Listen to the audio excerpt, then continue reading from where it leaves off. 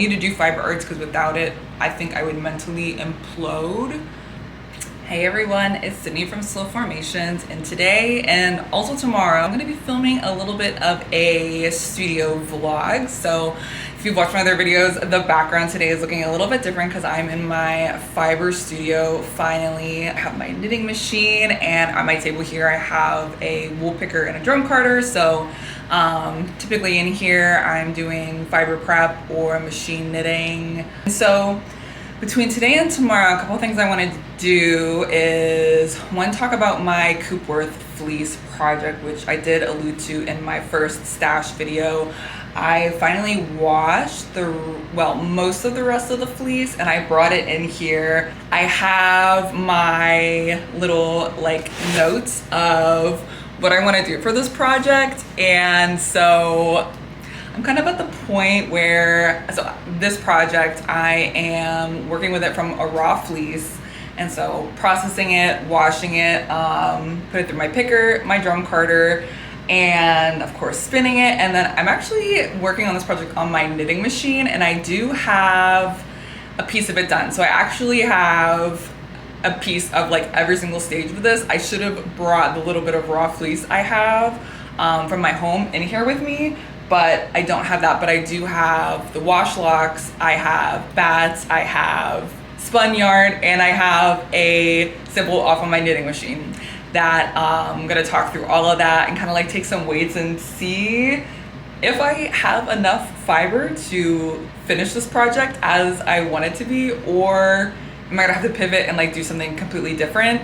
I've made kind of some poor choices along the way, or at least I'm rethinking some of the choices I've made, just given how things are turning out, and I wish I would have went a different direction. So I'm at the point where I can pivot, and I probably can't do what I originally wanted to do, or I keep moving in the direction that I don't love and probably still get the finished garment that I wanted, if that's even possible. But I gotta weigh the fiber I have, the bats, the sample, and the yarn, and see if it's even feasible to finish it at all. I have no idea. The second thing I want to do, or at least the main other thing I want to do, I did order some new yarn. It's an 80% cotton and 20% wool. It's actually this cotton fleece. I did buy it in some skeins, which I actually bought this a long time ago when I was in Pittsburgh at one of the local yarn stores. I was originally going to hand knit a vest from this, and for some reason I thought I could get a vest out of only one skein, so I bought only one skein. And when I got time to me actually wanting to make this, I'm wait a second, I can't do anything with this. So I had to order some more, and in the process I found out that they had cones of this same fiber, so 80 cotton, 20 wool, which I love. I just think it's going to be so nice to have, all the benefits of cotton with that little bit of wool to make it a little bit more structured and hopefully give it a little bit more integrity. And this is a fingering weight, which is perfect for my machine because it's a standard. So yeah, long story short, I want to make some swatches of these, and I think I decided I'm actually going to try and use this on my machine too. This is more of a DK, but my machine still should work well with it. And so yeah, between tonight and tomorrow I want to at least get swatches of both of these and see how they are, so I can start patterning something up for them. I think what I'm going to do tonight is take weights of all the stages of my coopworth fleece and try to get at least enough information to where I can make a decision moving forward with that. And then tomorrow I'll plan to take those swatches on my knitting machine, and then maybe tomorrow I'll also film my picker, use my picker a little bit to pick some of this coopworth fleece. So I feel like it makes the most sense to start looking at this fleece from the least process to the most process. So we'll start with some of the washed locks that I brought in with me. I have this whole bag. I'll take a weight on this in a second, but to start, we'll just take a look. It actually is a very nice fleece. I hadn't even heard of a coopworth before I purchased this, and I saw this at the fiber fair I was at last year, and it was just, I don't know, I feel like if you've ever bought fleeces or are into like fiber arts in general, like, you know, when like something just like speaks to you, and this fleece was just the one. And so I bought it, and now I'm trying to figure out how to process it and make a garment out of it.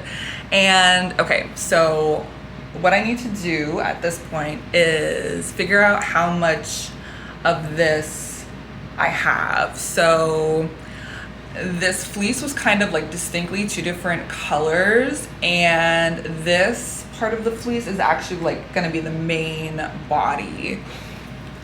And so if you can see in my sketch here, this whole, so as you can see, it's like a big cape, like almost like a poncho, but just like, I think of ginormous. Like, yeah, as you can see, I want this to be, it's pretty much a 3 foot by 3 foot square, ideally. And then this is a zipper, and this is the lighter shade of the color.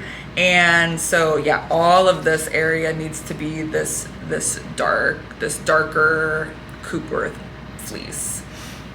And so I'm gonna take a weight on this. You will notice as I make these videos, I have a bazillion of these Smith's Oxford containers. These are my go-to at-home containers for weighing items in. These are my project bags. I use them all the time. They're always in rotation, multiple. So I'm going to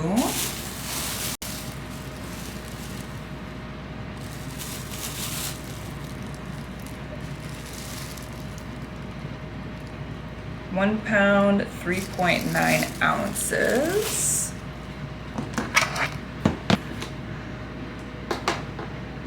Okay, so I have 1 pound and 3.9 ounces of the washed fiber that still needs to be put through the picker, put through the drum carter. I do expect to lose a little bit of weight through that process. I do have some like waste wool that comes out of the picker, but I don't expect it to be anything substantial. I haven't actually tracked before how much I end up throwing, so I really have no idea to estimate what that would be. So the next piece of the project I'm going to talk about are my bags. And so I actually have quite a bit of these. So let's see. 1, 2, 3, 4, 5, 6, 7, 8, 9.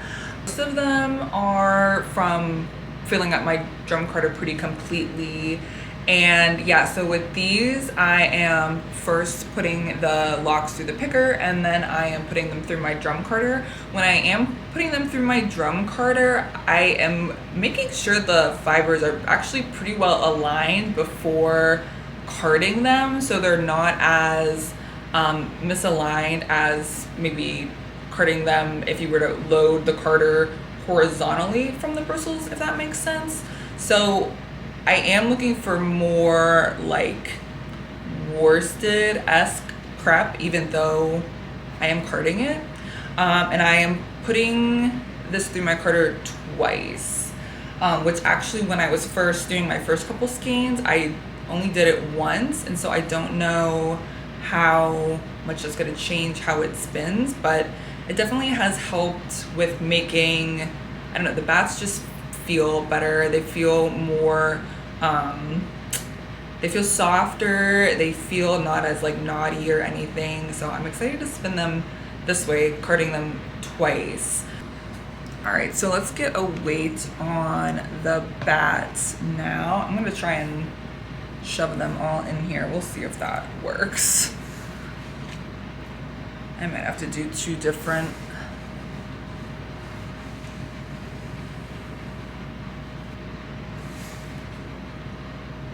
All right, so this first one is 2.8.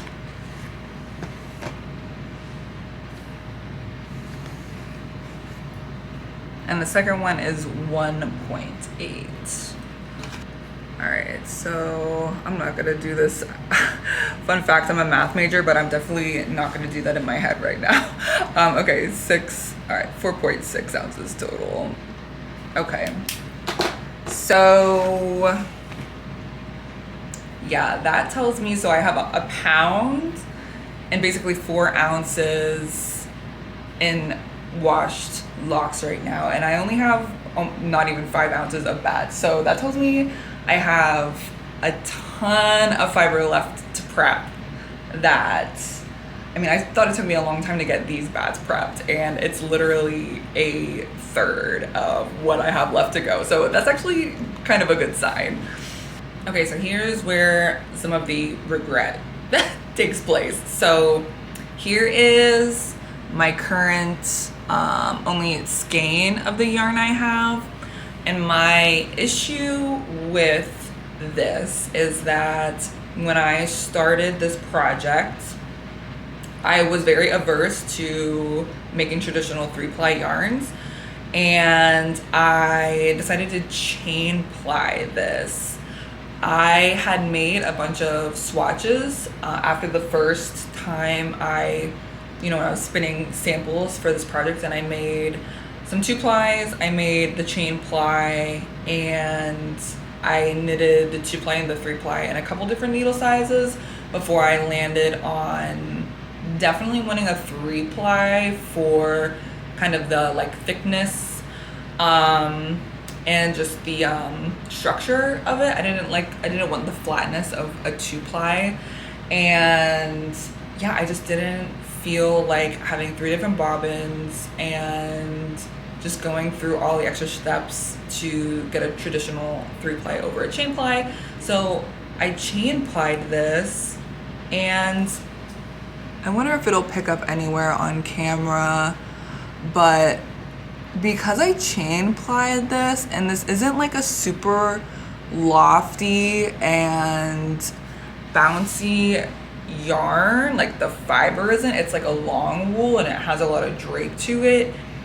I feel like chain ply works best with yarns that are gonna kind of bloom after they've been spun and washed, just because it kind of fills in where you're like chaining on itself. Whereas because of the drape on this, it like doesn't fill out the chain. And if maybe it's just like a spinning issue. Maybe if I put more twists in it, it would have been better, but I really didn't want this to be ropey. Like this still feels, it's not a fine wool. It doesn't feel like a merino, but it's definitely like you can wear it next to skin and it doesn't feel like rope. Like I think for the intended kind of garment, like an outerwear piece, this would be comfortable, because you would probably be wearing something underneath it. And yeah, so I am regretting doing a chain ply. I really wish I would have done a traditional 3-ply. And so that's kind of where I am. I'm like, do I just kind of abandon this and the sample that I already have knitted up, and I just move forward making a yarn that I feel like is better? Or do I just proceed with this? Because one, I already have one skein and a sixth of the garment basically already done with it. I don't know. So I guess next, let's even see how much this weighs. I don't know what my yardage is. Truthfully, one of my biggest lessons I'm learning with this is I just need to, as far as doing like a fleece to finished object piece, I need to be much more intentional and planful with what I'm doing. And I feel like too, I am more recently in a place of being much more okay with things taking longer and having patience to get a finished result that I want, compared to where I was with fiber arts when I started this. I'm definitely in a place now, and I think me trying to move over to YouTube as opposed to like Instagram is influencing that, because I feel like this space it allows me to like cherish the process a little bit more. Not that I like necessarily do this for social media. Like I need to do fiber arts because without it, I think I would mentally implode.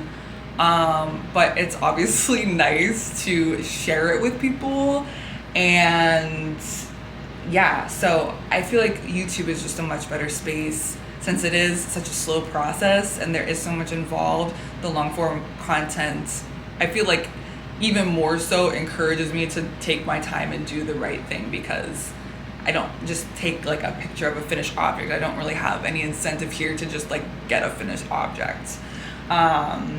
So yeah, let's weigh the skein and see how much it is. All right, so this skein is 5.8 ounces. All right, so last but not least, we're gonna talk about the like finished piece that I have that is kind of like the start to finish here. And so here is the panel. And again, I have some problems with this. Overall, I'm actually very happy with this. And I think it does come out to be just about as big as I needed it to be based on the swatch.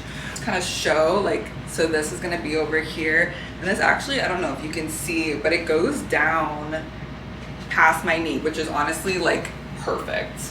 And I want this to be like really dramatic. And so problem with this, you might be able to see, I think it is picking up on camera that this middle section, I think was my first skein that I had spun of this, and it is very distinctively thicker than the bottom and the top of this. Yeah, you can definitely see that. And so my one, if it really came down to it, I would leave it, and I think it would be fine because when it's being worn, when I can make this the back, so it won't show up as much, and once it's like pieced together, I don't know, I feel like it would just be fine if it came down to it. But if I have enough, my plan is to rip it out. I will knit a new panel, a new piece of the panel on my knitting machine and just Kitchener it in and just like transplant. Like it literally never existed. But that's obviously best case scenario that I literally have enough yarn to do that. And so the one thing I need to keep in mind when I weigh this is that this middle section that I don't even want is gonna weigh significantly more than if it weren't there. Like if it were the weight of the yarn that it needs to be. So let's see how much this thing weighs. This is 9.2 ounces. Yesterday I was filming and I looked at my watch after filming one of the clips and I realized I immediately had to go to the yoga class that I was planning to go to. So I did abruptly stop that and I am finally back today. And so I was looking at some of the weights and things that I recorded yesterday in my notebook, and I have bad news for myself. First of all, yesterday after I left my studio, I thought I remembered, but I wasn't totally sure that this was actually one of the skeins needed for the separate middle part of the cape that I was gonna do that was supposed to be like a contrasting color. And so one of the first things I did when I came back today was check, oh, I just dropped my pen, check this color against this, and sure enough, I think you can tell that this is significantly lighter. This is the lighter skein. So I can't include this in the weights to make up the darker portion, which is not good. So that brings us to, I got everything organized and I have 24.5 ounces between the bats that I have and the locks that I still need to process. This skein I obviously can no longer include in determining if I have enough fiber for my project, and based on if I'm going off of a 6-ounce panel, if I, best case scenario, I'm talking about like excluding this thicker section that was in the middle, so if I estimate those being 6 ounces. I would need at least, the bare minimum would be 27 ounces. And if I wanted to replace this center, I'm guessing I would need at least 30 ounces. So that means I'm probably, best case scenario, like 6 ounces short of the fiber for this project, and that is not good. I am not happy with that. So I don't know. I can either revamp this idea and still work towards a similar finished garment and just rethink it. Like, I could probably spin the bats and the locks I have into a 2-ply and still get a similar finished garment, but just obviously with a 2-ply yarn as opposed to the 3-ply. Like I said, I didn't love the chain ply anyway, so I'm thinking that maybe I just abort this altogether and just do something else. So yeah, let me know what you think I should do with this project. I was gonna pick some of this fiber, the fiber that I just washed and put through my picker, but I just don't even want to do that now because I'm just it's I just can't emotionally do that, not knowing what my end goal for this is. Yeah. So that's the current state of that project. I have no idea what I'm gonna do. And now that everything about that project has just shattered in front of me, I'm going to make some swatches on my knitting machine.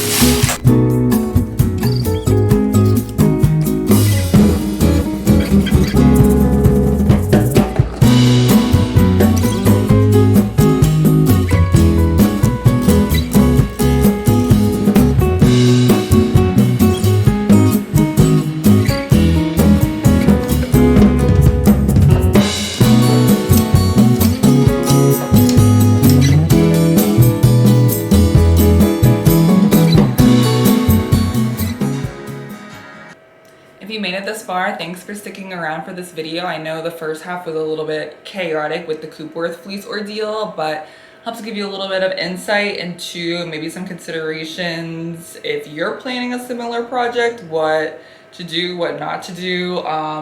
Gives a little bit of insight into my process or lack thereof for what I do and what kind of things you can expect that I will be filming here. If you like the studio vlog, please let me know, as well as if you would like to see more fiber prep content, if you like the knitting machine, or just let me know what you would like to see. And yeah, thanks for being here. I'll see you on the next one. Bye.